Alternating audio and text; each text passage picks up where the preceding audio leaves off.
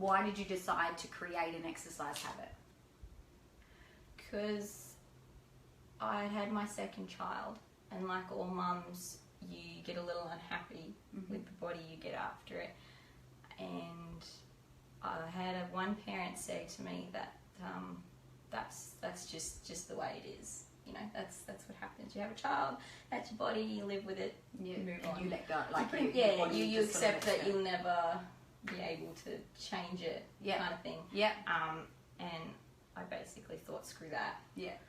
So then I started the gym, and then I got addicted, I think, to the feeling you get after exercise, all that happy endorphins, that's it, and all that thrill and rush. And then I got addicted to the me time, and being away from the kids and the problems of the world, and I don't know, again, that rush, I guess. Yep. And it just kind of took off from there. Yep. Yeah, cool. So for stress relief? Yep. Oh, definitely stress. Escape a little bit and to have some me time. Yeah. Yeah, cool. And what's different about your training compared to before you started with us? Well, there's not as much of it now as what there used to be. Yeah. I remember we were doing, or I was doing twice a day for a good 4 or 5 days a week. Yeah. Now it's a lot more focused. It's a lot more. It's hard to explain. It's a different. It's different. What you guys have to what I was doing is. So paint a picture for people that don't really know what you were doing. So you said before that you were doing twice a week, twice a day sometimes. Yeah. So you were doing exercise classes or a bit of both. Yeah. So we did, or I did.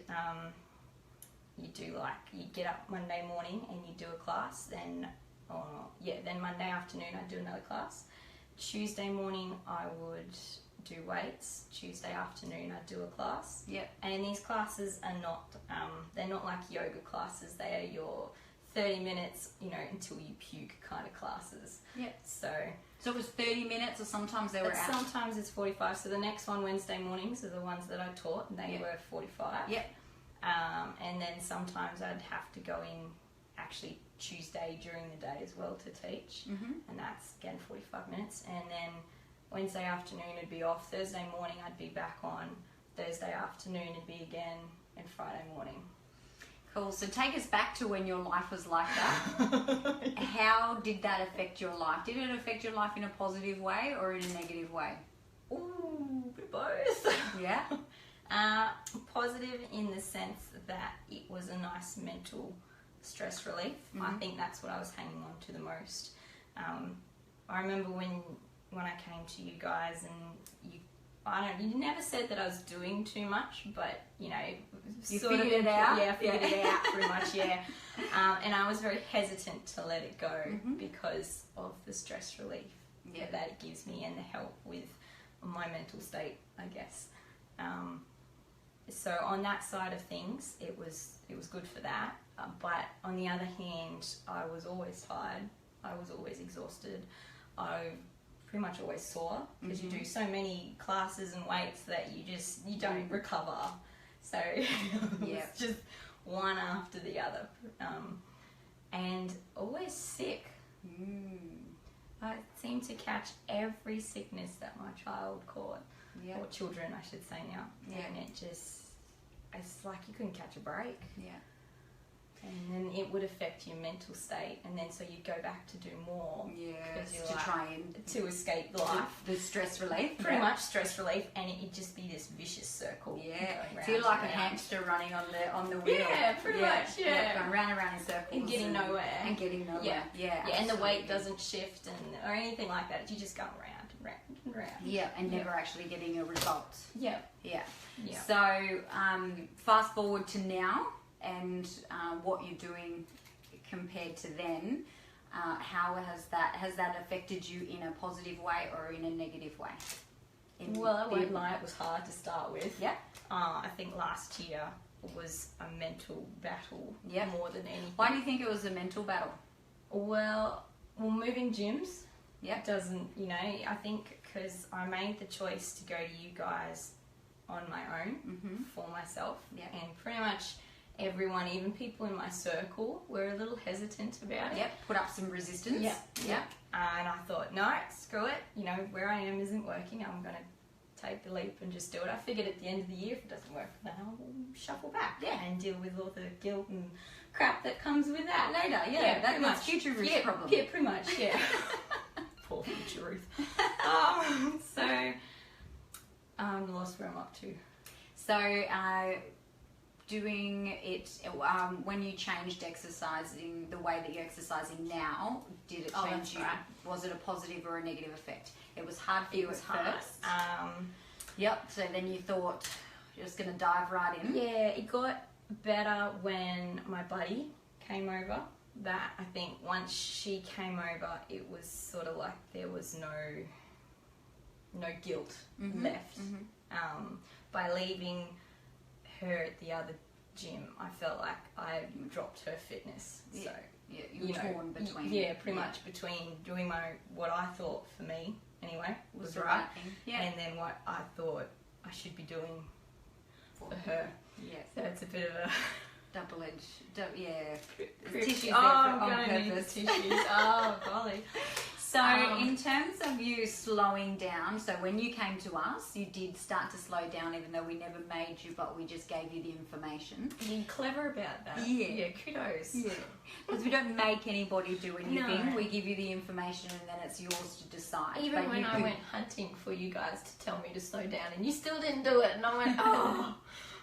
Yeah, that's right. So we teach you how to make your own choices, right? Yeah, kudos. Provide you with the information. So you did actually slow right down, and your exercise hours, would they have dropped how much? Oh, well, How much see if cardio there do you was think you were doing before? one day I did mornings with you guys, so 30 minutes? And then I'd go teach a class, that's 45 minutes. Then I'd go do the 30-minute vomit class at the end of the day. So it's dropped at, just over an hour. How many points of exercise are you doing now? Around 12. Yeah, around 12 points of exercise. I was way above that. Because then if you count all the... Yeah, I think you're only doing like an hour and a half. And I think you're only doing 2 hours of exercise per week now, compared to how many hours of exercise do you think you were doing back then? A lot. Probably like 9 or something. Yeah. I had 9. My life at the gym for a bit there. Yeah. And then so that leaves a lot of space in your head. Yeah, it does. Yeah. And so, would you say that that space was kind of like a point where you had to see what was the underlying cause of the stress and mental health and all that sort of thing, rather than masking it with exercise? Yeah, I thought that it was exercise, and I thought, oh, it's food. Yep. You know, so I thought by coming to you guys and doing your version of exercise and the food, that, you know, it would sort itself out and I could ignore what I think deep down I always knew it was going to be, but hoping that it wasn't. So would you agree that it's not actually safe or healthy for you to mask and putting a band-aid over it with exercise? No. So exercise is healthy, right? Yes. And then they say that, you know, for stress relief, go and exercise. But too much is dangerous. Too much, can be quite dangerous, and it then can be. And the only reason why I'm talking like this is because I've done it too. I was there before you, and then you were there. So we band-aid it, we put a band-aid over it, and we go there and we escape, and for an hour or a couple of hours, and then it becomes more hours and more hours. Yeah, we're putting the band-aid over it. Yeah, we're putting the band-aid over it, we're putting the band-aid over it, and then, when we stop, it all comes crashes, back. It all comes back. So then you go back to the gym to try and escape it again. Yeah, and then the hamster wheel. Yeah. So, moving on from that... would you say it's positive now? But what sort of benefits? Yes, I would say it's helped a lot with my mental state. Yes. I wouldn't have said this last year. No. But this year, the more I realise that my issue is not, unfortunately, my fitness or my food. Yeah. And it is the other things, and you try and focus on the other things, I find that, the more I focus on and the more I try and fix them, the more I can see a difference, that it is. So when you focus on something and you try and fix it, and even if it doesn't fix it per se straight away, but you can still feel the shift. That's it. The shift. Yes. There you go. Absolutely. You get my rambling shift. Yeah, I get you. So, what benefits would you have to say about cutting your exercise down and training like this compared to what you were training before? Not just so you got your mental health. Mm-hmm. What else has changed? Time with the kids. Yep. More time with the kids. More time with the kids. Yep. More time with your precious family. Huge. What about the other thing that you mentioned that you kept happening while you were overtraining? The sickness. Yeah. Yes. Yeah. So would you say that you don't really get sick anymore? No.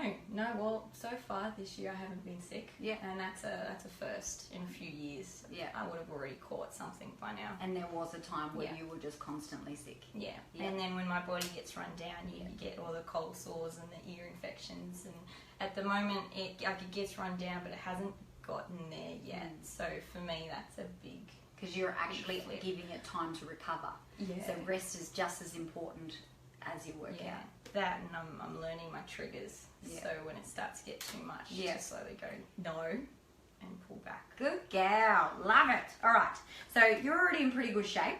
Thank you. I'll take that. And you were already into healthy eating per se when you came to us. What would be 2 major things Metabolic Precision has taught you? To relax. Just fucking relax. It's true. Yeah. Cool. To relax. Mm-hmm. Yeah, that's probably the biggest at the moment. Anyway, that's the one that I'm learning or just trying to relax. Learn. So you are what you consistently do. Pretty much. Yeah. Well, from someone who's done cleanses, done the counting of the foods, done the quitting of the sugar. Like there were days when on the sugar you don't eat fruit, so you eat maybe 1 piece of fruit if that a day. Where now, that's right. I love my fruit. Is your is your world. Yeah. Pretty much. Yeah. Amen. Yeah. There's no restricting. Yeah, no. There's none of that, and it's a lot more simple than what people think it really is. I don't think I've cooked from the Cook Bible in a while. I'm not a recipe person. It just takes too long. Yeah. But once you learn the basics, it's just so damn easy. Yeah. So would you say it's common sense? Yes. Yeah. Pretty much. Yeah. If you thought about it long enough, And that's what I found too. Like when I came into it, I was like, it just makes sense. Yeah. And it is simple. That's it. It took all of last year to get my head around a couple of things, like the sugar and that, things that I had previously learnt from other fads, diets, whatever you want to call them, to try and turn around and go, no, that wasn't right, and to flip it kind of thing. That took a little bit. Yeah. But, it's awesome. So to relax a bit and common sense. Pretty much. Yeah. All right. Great. So what has been your biggest habit holding you back this far from your journey? She says with such a smile. Well, where do we begin? I thought it was sleep. Yep. That led us to the stress. So stress was causing no sleep. Yep. So then, I guess we went hunting from there, didn't we? And we went hunting for the source of stress. Yes. We dug many tears, many emotional sessions.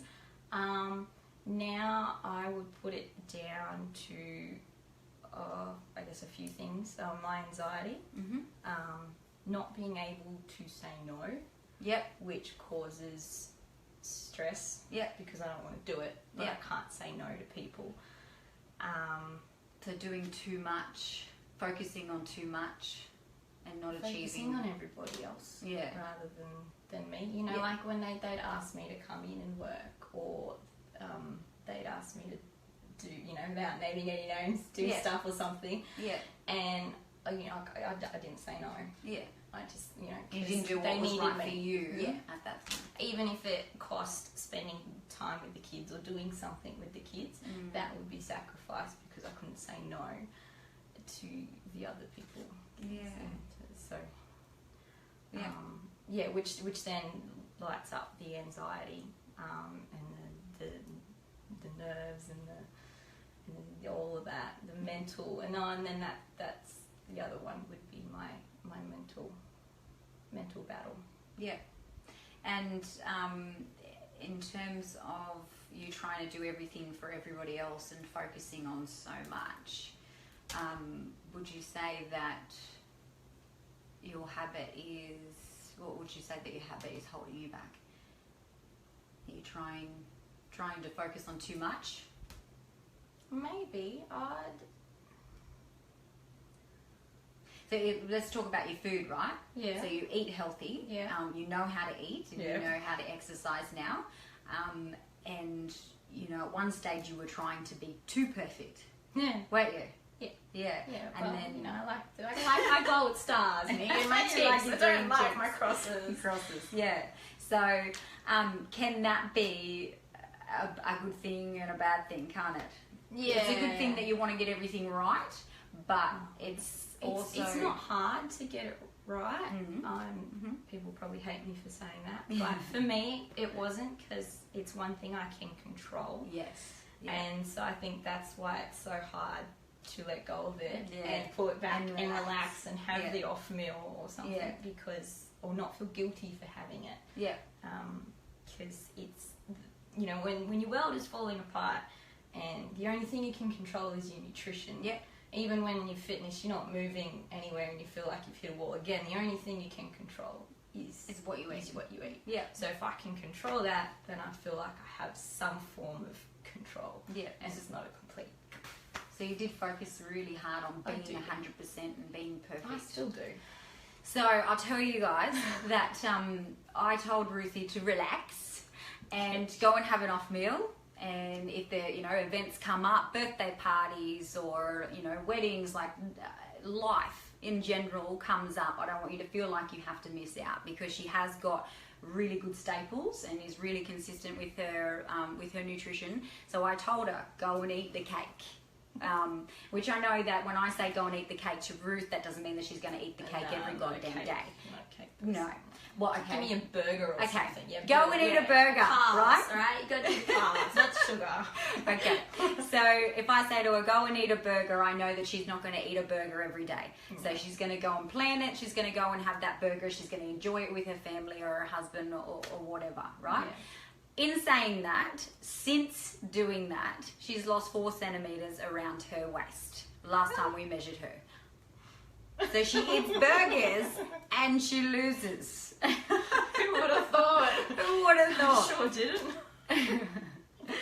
Cool. So focusing on less to achieve more, I think, and also you're focused on not being perfect and getting everything right. Yeah.